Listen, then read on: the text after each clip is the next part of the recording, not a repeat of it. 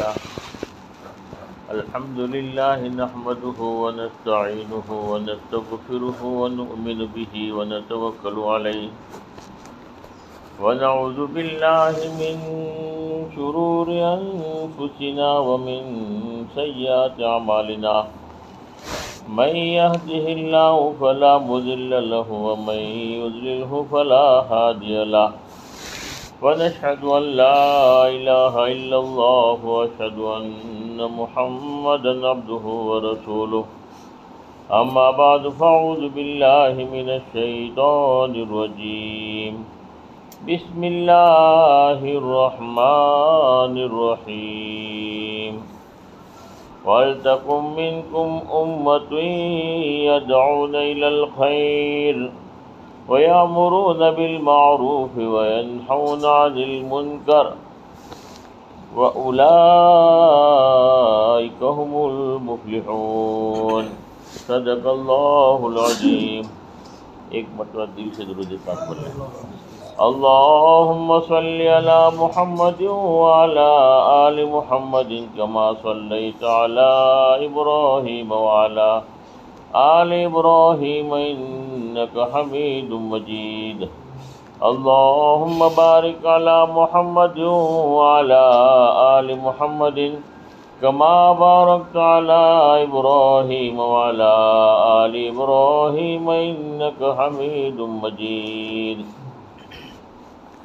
خدا کی یاد دل میں حب ہجرت لے کے آیا ہوں، خدا کی یاد دل میں حب ہجرت لے کے آیا ہوں، جو دولت لٹ نہیں سکتی وہ دولت لے کے آیا ہوں، جو دولت لٹ نہیں سکتی وہ دولت لے کے آیا ہوں۔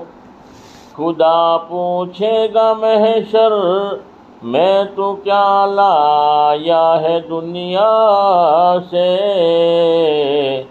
خدا پوچھے گا محشر میں تو کیا لایا ہے دنیا سے،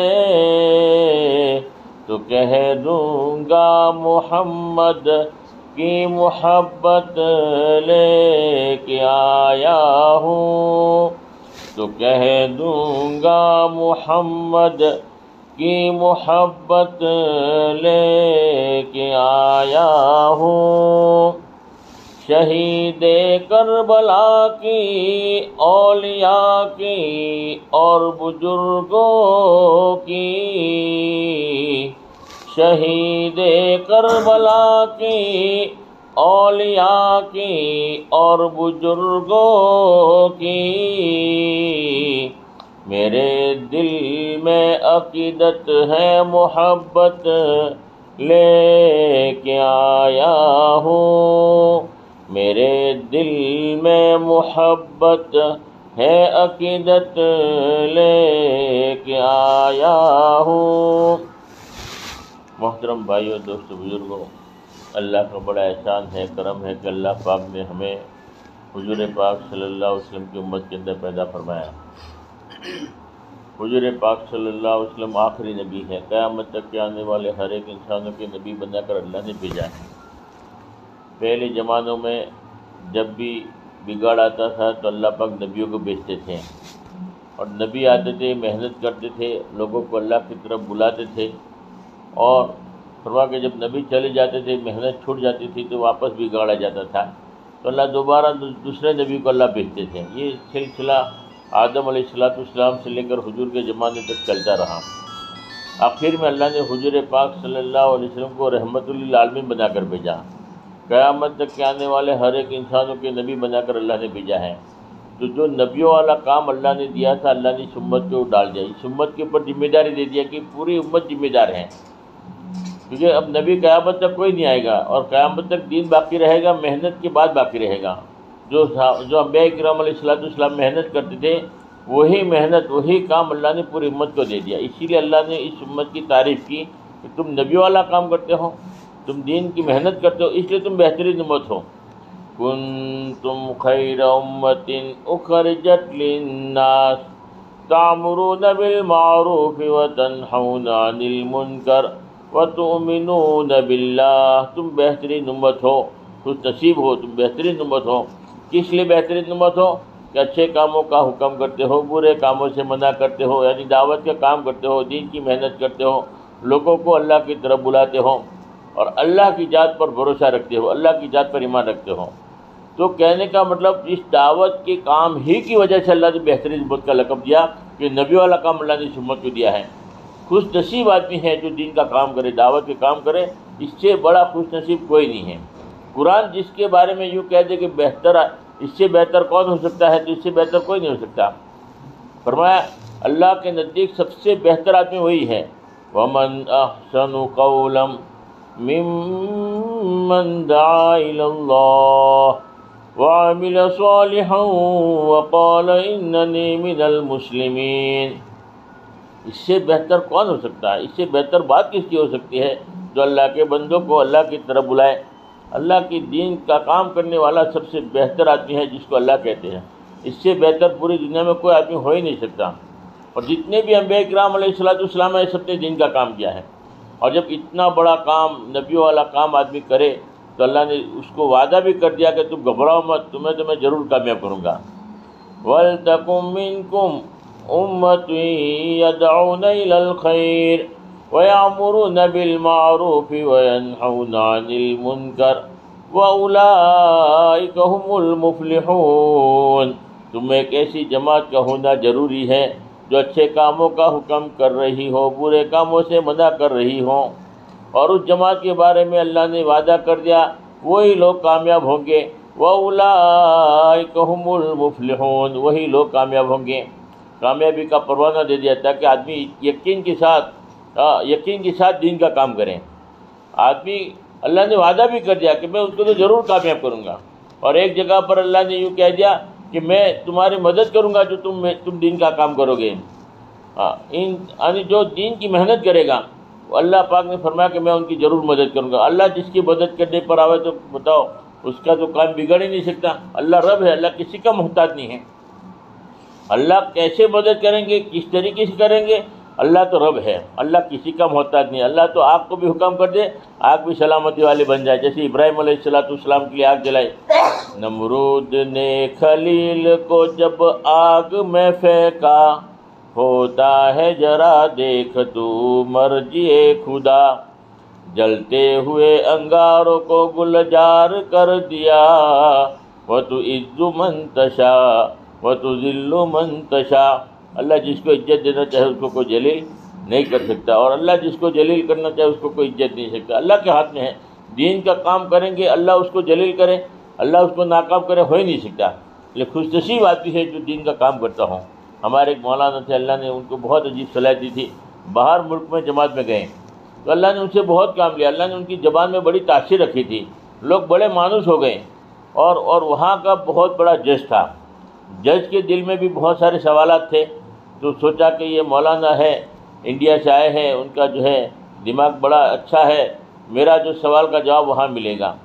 تو انہوں نے مولانا سے کانٹیکٹ کیا, اور کیونکہ پورے ملک کا بڑا جج, جیسے سپریم کورٹ کا جج ہو, اتنا بڑا جج تھا. تو ٹائم نکل کر ایڈجسٹ کر کے جو ہے مولانا سے ملاقات ہوئی. مولانا کی ملاقات کے بعد ان جج صاحب نے کہا کہ میرے دل میں سوالات ہیں, میں پریشان ہوں, مجھے آپ کو جو ہے جواب دینا ہے, اور جواب بھی کیسا دینا ہے, عقلی دلیل سے جواب دینا ہے, کہ دلیل کے ساتھ, پروف کے ساتھ. ہاں, تاکہ میں جج ہوں, مجھے لوگوں کو سمجھانا ہے, اس لیے مجھے دلیل چاہیے, دلیل کے ساتھ مجھے سمجھاؤ. تو ان کا جو پہلا سوال یہ تھا کہ دنیا میں 73 فرقے ہوں گے اور ایک ہی فرقہ جنت میں جائے گا, تو جنت میں جانے والا فرقہ کون سا ہے, مجھے عقلی دلیل سے سمجھاؤ. قرآن اور حدیث کی روشنی میں سمجھنا نہیں چاہتا, اور اس لیے سمجھنا نہیں چاہتا کہ جتنے بھی فرقے ہیں قرآن حدیث کو مانتے ہیں. ایک بھی فرقہ ایسا نہیں ہے جو یوں کہتا ہوں کہ ہم قرآن کو نہیں مانتے اس لیے ہم جنتی ہیں, ہم حدیث کو نہیں مانتے اس لیے ہم جنتی ہیں. ہم اللہ کو نہیں مانتے اس لیے ہم جنتی ہیں، ہم اللہ کے رسول کو نہیں مانتے اس لیے ہم جنتی ہیں۔ ہر فرقے والا اللہ کو بھی مانتا ہے، اللہ کے رسول کو بھی مانتا ہے، ہر فرقے والا قرآن کو بھی مانتا ہے اور حدیث کو بھی مانتا ہے، اور قرآن اور حدیث کی روشنی کے اندر ہر فرقے والا اپنے آپ کو حق والا بتاتا ہے کہ ہم حق پر ہیں، ہم قرآن کو مانتے ہیں، ہم حدیث کو مانتے ہیں۔ اس لیے میں چکر میں آ گیا، میں پریشان ہوں، اس لیے مجھے سمجھ میں نہیں آ رہا کہ حق والا کون ہے۔ اور ہر فرقے میں عقل والے لوگ ہیں، صلاحیت والے لوگ ہیں، ڈاکٹر ہے، انجینئر ہے، ہر فرقے میں موجود ہے، بڑے بڑے عقل مند لوگ موجود ہیں۔ لیکن میں نے اگر میری عقل سے اگر تجویز کر لیا کہ یہ حق والا ہے، یہ صحیح ہے، تو میری عقل بھی ناقص ہے، کیونکہ ہر فرقے میں عقل والے لوگ موجود ہیں۔ اس لیے میں چکر میں آ گیا، مجھے تو دلیل کے ساتھ سمجھاؤ کہ حق والی جماعت کون سی ہے۔ تو مولانا نے ایک سوال کا جواب تو دیا کہ دنیا میں جو 73 فرقے چل رہے ہیں، قرآن حدیث کی روشنی میں اپنے آپ کو حق والا بتاتے ہیں، اس کی علامت یہ بتائی کہ ایک آدمی دودھ بیچ رہا ہے۔ مثال سے بات سمجھ میں آتی ہے، ایک آدمی دودھ بیچ رہا ہے اور فرمایا کہ 1 لیٹر دودھ کے ساتھ اس کو 200 گرام پانی باطل ہے، دودھ حق ہے، دودھ پیسوں سے ملتا ہے، پانی فری میں ملتا ہے، اور فری میں جو پانی ملتا ہے اس کو دودھ کے ریٹ میں چلانا ہے۔ اور اگر وہ آدمی شرط لگاتا ہے کہ 1 لیٹر دودھ کے ساتھ 200 گرام پانی بھی لینا پڑے گا، تو ہر آدمی کہے گا کہ ہم تو دودھ لیں گے، پانی نہیں لیں گے، پانی تو فری میں آتا ہے، دودھ کے ریٹ میں پانی ہم نہیں لے سکتے، آپ کو دودھ دینا ہے ہم دودھ کا ریٹ دے دیتے ہیں، ہمیں دودھ دے دو۔ اب پانی ہوتا کہ نہیں، پانی تو لینا ہی پڑے گا، پانی تو دودھ کے ریٹ میں لینا پڑے گا 200 گرام 1 لیٹر کے ساتھ، تو اس پانی کی وجہ سے اس کا دودھ بھی نہیں بکے گا، کہ پانی فری میں ملتا ہے، پانی کون لے گا؟ دودھ دینا تو دے دو، ہم تو دودھ لینے کے لیے آئے ہیں، ہمیں تو دودھ چاہیے۔ تو پانی باطل ہے، نہیں چلے گا۔ اب پانی کو چلانا ہے تو کیا کرنا پڑے گا؟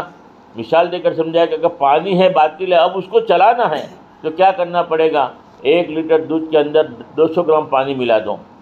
اب پانی ملا دیا 200 گرام، پہلے الگ تھا، نہیں چل رہا تھا، اب دودھ کے اندر پانی مل گیا ہے، اب سامنے کیا نظر آتا ہے؟ دودھ نظر آتا ہے۔ 1 لیٹر دودھ ہے، 200 گرام پانی ہے مگر چھپا ہوا ہے، پانی باطل ہے مگر چھپا ہوا ہے، اس لیے جو ہے وہی دودھ پانی والا دودھ ہے، 1 لیٹر دودھ کے اندر 200 گرام پانی ملا ہوا ہے، مگر وہی دودھ کلیکٹر بھی خریدتا ہے، انجینئر بھی خریدتا ہے، وکیل بھی خریدتا ہے، بڑے بڑے لوگ بھی خریدتے ہیں، بڑے عقل والے لوگ بھی خریدتے ہیں۔ کیوں خرید رہے ہیں پانی والا دودھ؟ فرمایا کہ پانی نظر نہیں آ رہا ہے، سامنے دودھ ہی نظر آ رہا ہے، اس لیے جو ہے وہ لوگ خرید رہے ہیں۔ سامنے دودھ ہے، پانی ہے مگر چھپا ہوا ہے۔ ویسے 73 فرقے جو دنیا میں چل رہے ہیں، اس کی مثال یہ دی کہ سامنے قرآن ہوتا ہے، حدیث ہوتی ہے، باطل چیز چھپی ہوئی رہتی ہے جو ہمیں نظر نہیں آتی۔ یہ 73 فرقے چل رہے ہیں کیونکہ سامنے قرآن رکھیں گے، حدیث رکھیں گے، اللہ کو رکھیں گے، اللہ کے رسول کو رکھیں گے۔ ہر فرقہ جو چل رہا ہے، باطل چیزیں جو چل رہی ہے، اس کی وجہ یہ ہے کہ باطل چیزیں نظر نہیں آ رہی ہے، باطل چیز چھپی رہتی ہے، اس لیے 73 فرقے چل رہے ہیں۔ ان کو جو ہے اس سوال کا جواب ایک تو مل گیا کہ دنیا میں جو 73 فرقے چل رہے ہیں، قرآن اور حدیث کی روشنی میں اپنے آپ کو حق والا بتاتے ہیں، باطل کی چھپی ہو رہتی ہے، اس لیے نظر نہیں آتی، اس لیے سب چل رہا ہے۔ جیسے پانی والا دودھ کلیکٹر بھی خریدتا ہے، انجینئر بھی خریدتا ہے، بڑے بڑے صلاحیت والے بھی خریدتے ہیں، کیونکہ پانی نظر نہیں آ رہا ہے۔ اب دوسرا جواب یہ دیا کہ دنیا میں 73 فرقے، اس میں ایک فرقہ جنتی ہے اور سارے کے سارے قرآن حدیث کو مانتے ہیں، تو اب معلوم کیسے پڑے گا کہ پیور فرقہ کون سا ہے؟ اس کی علامت کیا، اس کی دلیل کیا، اس کی نشانی کیا؟ تو انہوں نے سمجھایا کہ آدم علیہ السلام سے لے کر حضور پاک صلی اللہ علیہ وسلم کے زمانے تک جتنی بھی انبیاء کرام علیہ السلام آئے، سارے کے سارے آپ کی عقل کیا کہتی ہے؟ حق پر تھے نہ حق پر تھے؟ بولے بھی جتنے بھی نبی ہیں سب حق پر ہیں، ہر نبی حق پر ہے، یہ تو ہمارا ایمان ہے، ہمارا عقیدہ ہے، اور جس نے نبی کی بات کو مانا وہ بھی حق پر ہے، جس نے نبی کی اتباع کی، جس نے نبی کے راستے پر چلے، جو نبی کی بات کو ماننے والے تھے وہ بھی حق پر ہیں، اور جس نے نبی کی بات کو نہیں مانا وہ سب ناحق پر ہیں۔ جو نبی کی بات کا انکار کیا، جس نے نبی کی بات کو نہیں مانا، وہ سب ناحق پر ہیں۔ اب آپ کو دلیل سے سمجھنا ہے، علامتوں سے سمجھنا ہے، آپ کو علامت چاہیے، دلیل چاہیے، تو دلیل کیا؟ ماننے والوں کی علامت کیا، نہ ماننے والوں کی علامت کیا، نشانی کیا، دلیل کیا؟ آپ کو عقلی دلیل سے سمجھنا ہے۔ تو فرمایا کہ آدم علیہ السلام سے لے کر حضور کے زمانے تک جتنے بھی لوگ نبی کی بات کو ماننے والے تھے اور جو نبی کی بات کو نہیں ماننے والے تھے، ان کی علامت یہ رہی ہے۔ جو نہیں ماننے والے تھے، جو ناحق والے تھے، ان کی علامت تھی حق والوں کو گالیاں دیتے تھے، حق والوں کو برا بھلا کہتے تھے، تکلیف پہنچاتے تھے، تمام نبیوں کو تکلیف پہنچائی ہے۔ اللہ کے نبی خود فرما رہے ہیں اس دین کی خاطر جتنا مجھے ستایا گیا ہے، جتنی مجھے تکلیف پہنچائی اتنی کسی نبی کو نہیں پہنچائی۔ تو تکلیف پہنچانے والے کون؟ تکلیف پہنچانے والے ناحق پر، گالیاں دینے والے ناحق پر، برا بھلا کہنے والے ناحق پر، یہ ناحق والوں کی علامت تھی، نہ ماننے والوں کی علامت تھی۔ اور ماننے والوں کی علامت کیا تھی؟ برداشت کرنا، کسی کو گالی نہیں دینا، کسی کو برا بھلا نہیں کہنا، کسی کو تکلیف نہیں پہنچانا، یہ حق والوں کی علامت تھی۔ آپ کی عقل نے تسلیم کیا نہیں کیا؟ بولے کہ بالکل یہی علامت تھی۔ حق والوں کی علامت سمجھ میں آ گئی، نہ حق والوں کی علامت سمجھ میں آ گئی۔ پھر صحابہ کرام کے زمانے میں بھی دیکھو، صحابہ کرام اللہ کے نبی کی بات ماننے والے اور جو نبی کی بات کو نہیں ماننے والے تھے وہ بھی صحابہ کرام کو تکلیف پہنچاتے تھے۔ بلال حبشی کو گرم گرم ریتوں پر گھسیٹا گیا، جو گھسیٹنے والے تھے، تکلیف پہنچانے والے تھے، انگاروں پر گھسیٹ رہے تھے، وہ کون تھے؟ بولے ناحق والے تھے۔ ناحق والے گالیاں بھی دیتے تھے، برا بھلا بھی کہتے تھے، تکلیف بھی پہنچاتے تھے۔ اور حق والوں کی علامت کیا؟ برداشت کرتے تھے، کسی کو گالی نہیں دیا، کسی کو ستایا نہیں، کسی کو برا بھلا نہیں کہا۔ صحابہ کے زمانے کے بھی واقعات بتائے، پھر کہا کہ اولیاء کرام کے زمانے میں بھی جتنے بھی اللہ والے گزرے ہیں سب کو لوگوں نے تکلیف پہنچائی ہے۔ تکلیف پہنچانے والے سب ناحق پر ہیں، اور برداشت کرنے والے وہ سب حق والوں کی علامت ہیں۔ پھر سمجھاتے سمجھاتے کہا کہ آج کے زمانے میں یہ تبلیغی جماعت جو کام کر رہی ہے ان کو بھی لوگ گالیاں بھی دیتے ہیں، برا بھلا بھی کہتے ہیں، پتھر بھی مارتے ہیں، اور یہ بیچارے جو ہے کسی کو گالی نہیں دیتے، کسی کو برا بھلا نہیں کہتے، کسی کو تکلیف نہیں پہنچاتے۔ آپ کی عقل کیا کہتی ہے؟ آپ کی عقل میں بات آئی نہیں آئی؟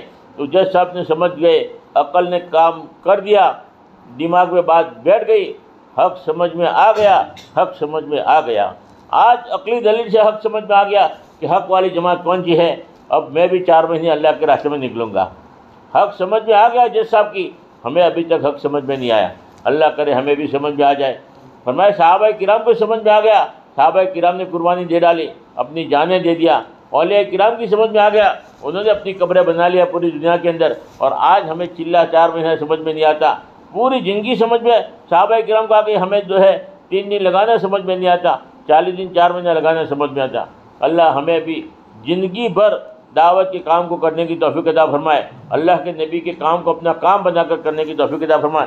اسی نسبت پر جماعتیں آتی ہیں، محنت کرتی ہیں، 4 مہینے کی جماعتیں، ہماری جماعت میں الحمدللہ 4 مہینے کی ہے، اور الحمدللہ یہاں چامراج نگر سے بھی ماشاءاللہ 4 مہینے کی جماعت روانہ ہوئی، دوسری بھی جماعت روانہ ہوئی، چلے کی بھی، بیرون میں بھی ایک جماعت روانہ ہو گئی، تنزانیہ میں گئی، اور مستورات کی 2 مہینے کی جماعت بھی بنگلہ دیش روانہ ہوئی، کولے گال میں بھی ماشاءاللہ ایک جماعت روانہ ہوئی، اور دوسری بھی جماعت روانہ ہوئی، تیسری جماعت کی ٹکٹیں بن گئی ہیں، اور ماشاءاللہ یہاں پر یلندور حلقے میں بھی انشاءاللہ جیسا یہاں گمبلی کے بھی ساتھی تیار ہے، اور دوسری ہر جگہ سے ماشاءاللہ کچھ نہ کچھ ساتھیوں کی وصولیاں بھی جمع ہوئی ہے، 10-12 آدمیوں کی وصولی جمع ہوئی ہے۔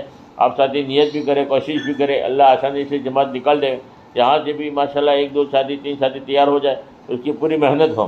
نکالنے والی ذات تو اللہ کی ہے، محنت کا ہمارے ہاتھ میں ہے، دعا کرنا ہمارے ہاتھ میں ہے، اللہ ہدایت دے گا، اللہ نکالے گا۔ اس لیے بتاؤ اس میں سے کون تیار ہے؟ انشاءاللہ 5 تاریخ میں جماعت نکلے گی، 4 مہینے کی بھی جائے گی، چلے کے بھی ساتھی ہیں، ہمت کر کے بتاؤ کون ہے؟ رفیع بھائی انشاءاللہ تیار ہیں، اللہ قبول فرمائے، اللہ آسان فرمائے، اللہ ان کی جان میں مال و خوب برکت عطا فرمائے، اللہ ان کو بار بار حج بیت اللہ نصیب فرمائے، ان کی ساری رکاوٹیں اللہ دور فرمائے، تمام تمناؤں کو اللہ ان کی پوری فرمائے۔ اور بتاؤ بھائی ارادہ کرو انشاءاللہ نکلیں گے انشاءاللہ۔ دوسری بات یہ ہے کہ کم سے کم باہر نہ جا سکے تو کم سے کم ہر مہینے 3 دن پابندی کے ساتھ لگائے، اور گھر کی تعلیم کا اہتمام کریں، مسجد کی تعلیم کا اہتمام کریں، مشورے کے اندر ہم اپنے آپ کو پابندی کے ساتھ بٹھائیں، اور تھوڑا بھی وقت ہمیں دین کی محنت کے لیے، ملاقاتوں کے لیے فارغ کریں۔ ہمارے بڑے کہتے ہیں کہ 1.5 گھنٹہ دین کی محنت کے لیے فارغ کرو، 1.5 گھنٹہ فارغ نہیں کر سکتے تو کم سے کم آدھا گھنٹہ 15 منٹ امانت سمجھ کر ہم جو ہے فارغ کریں، جتنا ہو اتنا پورا عمل کریں۔ آدھا گھنٹہ تو 30 منٹ پورے اللہ کے لیے فارغ کریں، ملاقاتیں کریں، ملاقاتیں نہیں ہو تو اپنے معمولات پورا کریں، تسبیح پڑھیں، تلاوت کریں، اور پورا آدھا گھنٹہ اللہ کو دے دیا، پورا کر کے جائے، انشاءاللہ اس کے اثرات پڑیں گے۔ ایک آدمی بڑا مشغول تھا، مولانا نے بیان کیا، سب کو 4 مہینے کی چلے کی سب کو تشکیل کر کے الگ الگ کیا، پھر مقامی کام 5 عمل کرنے والے کو کھڑا کیا، کوئی 5 عمل نہیں کر سکتا، 4 عمل کرے گا تو ان کو کھڑا کیا، 3 عمل، 2 عمل، 1 عمل کے لیے بھی جو تیار ہے، 10 والا عمل کرنے کے لیے تیار ان کو بھی کھڑا کیا۔ ایک آدمی بیٹھا تھا، وہ کھڑا نہیں ہوا کچھ بھی. تو مولانا نے کہا کہ بھئی سارے کے سارے لوگوں نے کچھ نہ کچھ ارادہ کیا، کوئی نہ کچھ جو ہے نیت کی ہے کہ ہم یہ کریں گے وہ کریں گے، تم کچھ بھی نہیں کرو گے. بولے میں کیا کروں، صبح میں سویرے سے آتا ہوں، رات کو 11 بجے آتا ہوں، میرے پاس پورا دن میں کوئی ٹائم ہی نہیں ہے. میں نہ گشت کر سکتا ہوں، نہ مشورہ میں بیٹھ سکتا ہوں، نہ مسجد کی تعلیم کر سکتا ہوں، اور کوئی عمل ہے کیونکہ پورا دن تو میں رہتا ہی نہیں ہوں. تو پھر مولانا نے کہا کہ تم ایک کام کرو، رات کو جتنے بھی بجے گھر پر آتے ہو، چاہے 10 بجے آؤ، 11 بجے آؤ، 12 بجے آؤ، آپ تھوڑا سا بھی وقت مسجد کو دے دو، کم سے کم آدھا گھنٹہ دے دو، 15 منٹ دے دو. ہاں تھکے ہوئے ہیں، زیادہ نہیں تو تھوڑا بھی دو، مسجد کو تھوڑا بھی وقت دے دو. اس نے نیت کیا کہ میں 15 منٹ دوں گا، جب بھی آؤں گا پہلے مسجد میں جاؤں گا، 15 منٹ اللہ کو دے دوں گا امانت سمجھ کر، 15 منٹ کے بعد گھر جاؤں گا. اب وہ رات کو 12 بجے آیا. اب اس نے نیت کی تھی کہ مجھے 15 منٹ مسجد کو دینا ہے. اب رات کو 12 بجے مسجد میں آیا. اب مسجد میں آیا تو امتحان اللہ نے لیا، شیطان کوشش میں لگا ہوا ہے.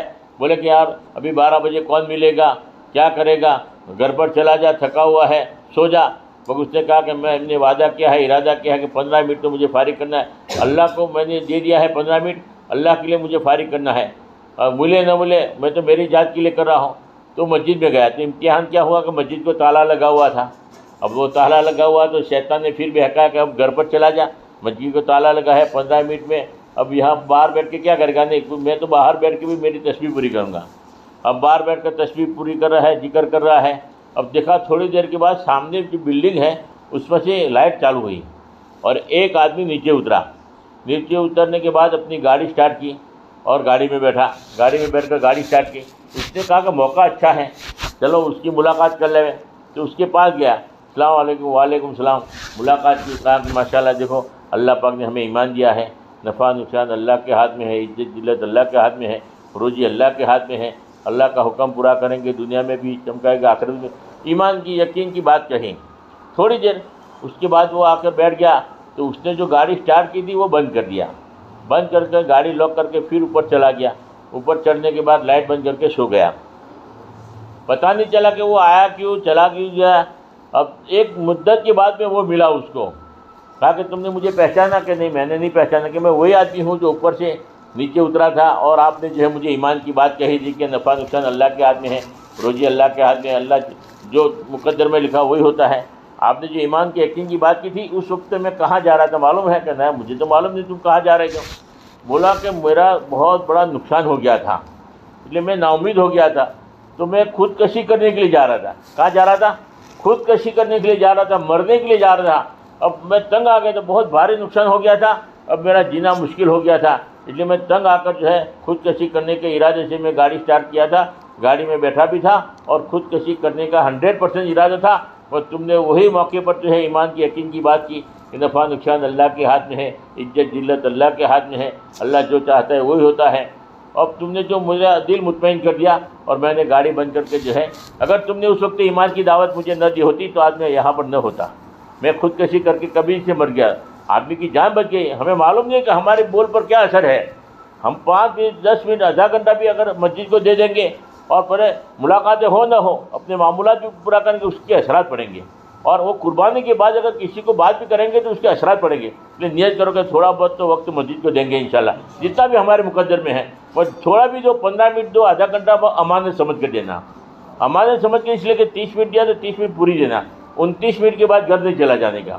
اس کی وجہ یہ ہے کہ اگر آج بھی 29 منٹ کے بعد چلا جائے گا، سرسری سمجھے گا، تو 2-4 دن کے بعد 28 منٹ میں چلا جائے گا، پھر 25 منٹ میں چلا جائے گا، پھر 15 منٹ میں چلا جائے گا، جان نکل جائے گی. اگر پورا وقت فارغ کرے گا تو ایک ٹائم وہ آئے گا کہ وہی آدھا گھنٹہ والا 2.5 گھنٹے تک پہنچ جائے گا، 15 منٹ والا جو ہے آدھے گھنٹے پر 1 گھنٹے پر 2.5 گھنٹے تک آدمی پہنچ جائے گا. اس لیے نیت کرو، تھوڑا کرو مگر پورا کرو، صحیح کرو، کریں گے انشاءاللہ. اللہ پاک کہنے سننے سے زیادہ عمل کی توفیق عطا فرمائے. درود شریف پڑھو. اللہم صلی علی سیدنا محمد وعلی آلہ صلی علی سیدنا محمد وبارک وسلم. یا اللہ جتنا بھی مجمع دین کی سوچ برا بیٹھا یا اللہ پورے مجمع کو یا اللہ حج بیت اللہ نصیب فرما، سب کی جان میں بال میں خوب برکت عطا فرما. یا اللہ اس مسجد کو آباد فرما، 100% نمازی پیدا فرما. یا اللہ ہمارے آنے کو قبول فرما، اخلاص کے ساتھ یا اللہ دین کا کام کرنے کی توفیق عطا فرما. دین کی محنت کو اپنا کام سمجھ کر کرنے کی توفیق عطا فرما. یا اللہ جنہوں نے 4 مہینے کا ارادہ کیا ہے سب کی جان میں مال میں خوب برکت عطا فرما. سب کی روزی میں خوب برکت عطا فرما اللہ، ان کے ہر ایک لائن کی اللہ مرادوں کو پوری فرما، ان کے دل میں جو جو جذبات ہیں وہ اللہ سب پورے فرما اللہ، خوب روزی عطا فرما، بار بار حج بیت اللہ نصیب فرما، ان کے گھر کو جنت کا باغ بنا اللہ، ان کے لیے آسانی پیدا فرما، امتحان کے قابل نہیں ہے، آزمائش فرما، سہولتیں پیدا فرما، نکالنے والی ذات تیری ہے، دل تیرے ہاتھ میں ہے، تو ہی جماعت کو نکالے گا، ہماری محنت سے ہمارے کرنے سے کچھ نہیں ہوتا اللہ، تیرے ہی کرنے سے ہوتا ہے، تو سہولت کا معاملہ فرما، آفیت کا معاملہ فرما، اور پوری مکمل یا اللہ یلندر کی جماعت بن جائے، اس کی شکل صورتیں پیدا فرما یا اللہ، ہماری دعا کو اپنے فضل و کرم سے قبول فرما، جنہوں نے ہماری جماعت کا پورا ساتھ دیا ہے بہترین جزائے خیر عطا فرما، بہترین عمل بدل عطا فرما یا اللہ ہماری دعا کو اپنے فضل و کرم سے قبول فرما، جزا اللہ عنہ محمد صلی اللہ علیہ وسلم، سبحان ربک رب العزت عما یصفون وسلام علی المرسلین والحمد للہ رب العالمین برحمتک یا ارحم الراحمین۔